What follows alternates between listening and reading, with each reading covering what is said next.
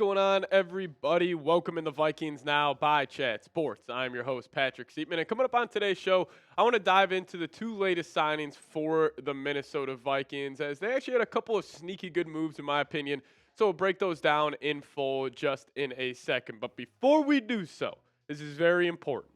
I want everybody just to take a second, hop down in the comment section, and just give me one of those. Give me a 9 down below, because there is a lot of talk on Twitter. Aaron Rodgers, just this whole nonsense is honestly just driving me crazy right now. So if you guys want to show QB1, JJ McCarthy some love, type those 9s down below in the comment section, and we can dive into today's show. So the two players the Vikings have signed is actually a reunion with linebacker Eric Wilson. Will probably just be a depth piece there. And then actually a sneaky good swing tackle, Justin Skule here. I want to call him Justin Skule, honestly, for the today's show. I might just do that. But Justin Skule, he's going to be the swing tackle for the Minnesota Vikings next season. And you guys may be saying, who is he? Why is this a sneaky good move? So Justin Skule, he was a swing tackle.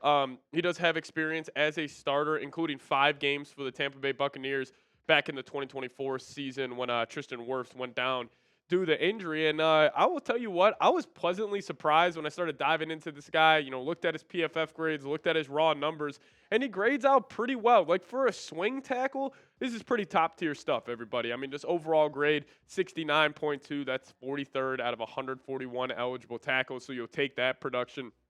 Pass block, solid. 66.4, run block 68.9. So he's just about middle of the pack in about all of these. But for a swing tackle, you would take that, considering also Christian Darrisaw coming back from that torn ACL, Brian O'Neill coming off that injury he suffered during the Rams playoff game this past season. But this is how the Vikes offensive line is shaking out right now. Darrisaw obviously coming back, best left tackle in the National Football League.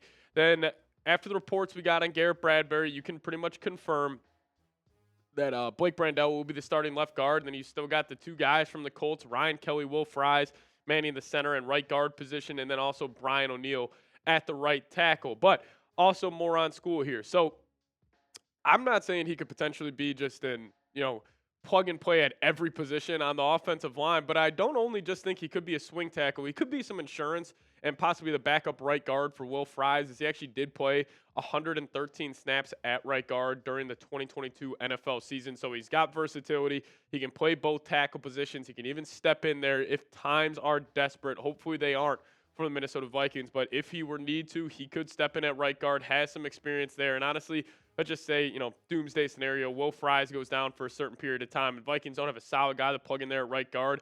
I wouldn't mind Skule next to Ryan Kelly, Brian O'Neill. I think both those guys could elevate his performance. But we did get some updates around the offensive line yesterday. So Garrett Bradbury, it is official. He will be traded or released by the Minnesota Vikings. Haven't heard anything official just yet, but watch out for the New England Patriots and possibly the Atlanta Falcons, as the Patriots let go of Dave Andrews.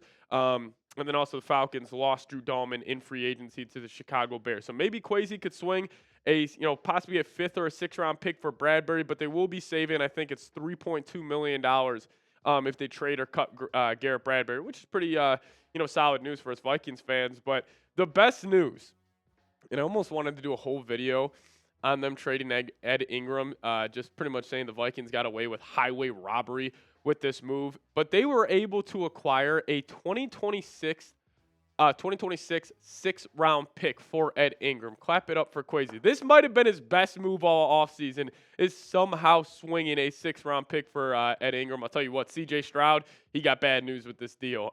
He will be tripping over Ed Ingram number of times this season. If you know, you know. But still, the Vikings saved $3.2 million with trading Ed Ingram. So 3.2 there, about 3.2 with Garrett Bradbury. You got about $6.4 million now extra to spend in free agency. But I'll tell you what, I'm fired up to watch the Vikings offensive line next season. Hopefully they have some semblance of a running game, and I think they will. I think, trusting Kevin O'Connell's scheme, and now they actually got some players out there that can go get it done. But I want you guys to grade it for me. Grade the Vikings offensive line down below in the comment section. If I had to say it, I think they're a top 5 unit in the National Football League right now. You got 2 great tackles, a great center, a great right guard. Just going to come down to Blake Brandel. So I'll give it an A-, B+ as it stands right now. But if you guys could grade the Vikings offensive line down below.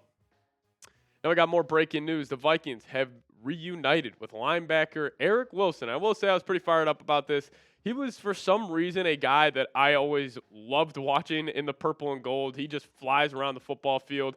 He kind of reminds me a little bit of Ivan Pace, a little bit, just in terms of their play style and how just physical and violent they are out there. But he was actually with our division rival, the Green Bay Packers, this past season, played in all 17 games, was able to total 38 solo tackles on the year, did have 2 sacks, a forced fumble, and an interception in those 17 games. So he does offer some versatility at that position. But I think why I think this is a sneaky good move is just the Vikings needed to add some depth at the linebacker position this offseason. You know, Grugier Hill hitting free agency. I thought he did a fantastic job stepping in when either Blake Cashman or Ivan Pace had to leave the lineup due to injury. But I think, Eric Wilson will just be another rotational guy. And obviously the Vikings are only running 2 linebacker sets, 99% of the time. And when they are bringing in that third linebacker, most of the time it's just Josh Metellus hopping down.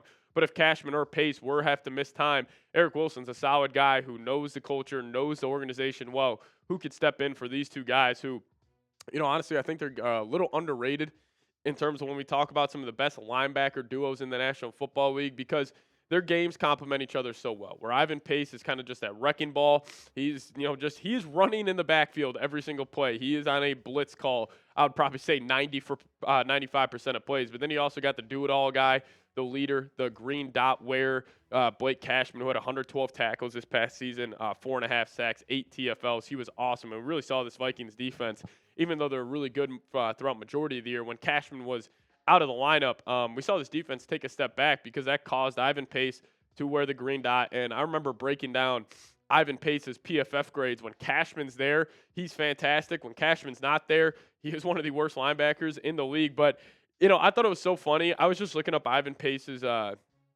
PFF grades from this past season.